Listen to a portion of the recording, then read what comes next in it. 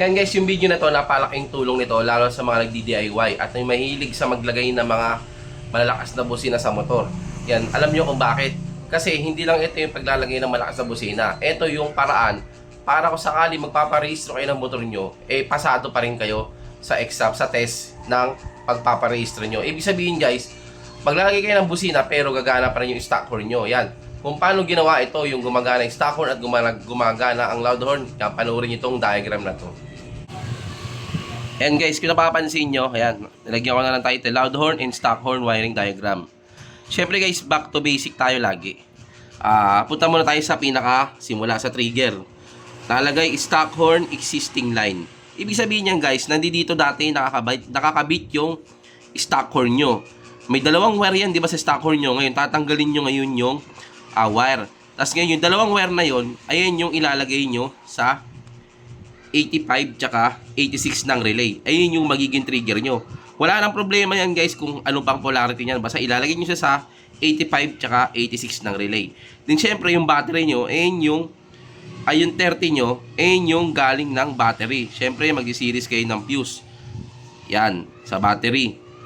Tapos yung 87 nyo guys, ayan yung ilalagay nyo sa halo switch. Yung halo switch guys, dapat alam nyo rin paano function nito.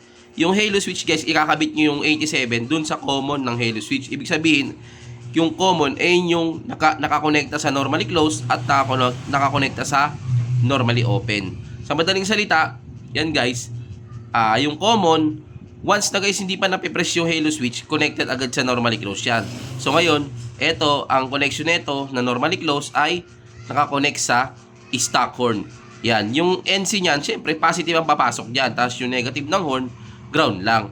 Same din sa kabilang switch ng halo switch. Pag pinress mo siya, mapupunta yung connection ng common sa normally open at pupunta naman siya sa loud horn. Yan, yung mga kunyari MOCC, PIA horn or Bosch. Yan.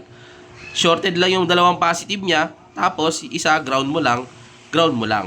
Yan guys, napaka basic lang yan na paggawa ng paano gagana ang stock horn at loud horn sa inyong mga motor. Kaya pag nagparehistro kayo, syempre, stock horn lang gagamitin nyo. Huwag nyo sasabihin na may loud horn kayo para pag nagbusina kayo, pip-pip lang, goods yun, pasado kayo.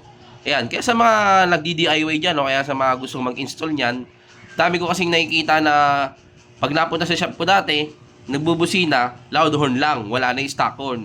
Isip ko, abala yan, kasi pag nagparehistro kayo, papatanggal sa inyo yan, kakailangan nyo pa ibalik sa stock. Kaya sa ganitong diagram, hindi na kayo maaabala, basta gamitin nyo lang yung switch ng stock horn, goods na, pasado kayo, lulusot na kayo. Yan, di ba? So, sana may natutunan kayo sa diagram na to. Ayan, basic na basic lang. Ayan lang yung linya ng stock horn, relay lang, fuse, halo switch, loud horn, tsaka stock horn. Okay na yan. Ganyan lang yung sistema, napakadali lang. Tapos, syempre, dapat yung mga wire, alamin nyo yung mga sukat ng wire. Para, syempre, maganda yung function niya, maganda yung daloy ng current. So, ayan, okay na tayo dyan. Sana may makuha kayong aral dyan. At kung may makuha kayong aral, sana pa-subscribe naman ang ating YouTube channel. Maraming salamat po sa inyo.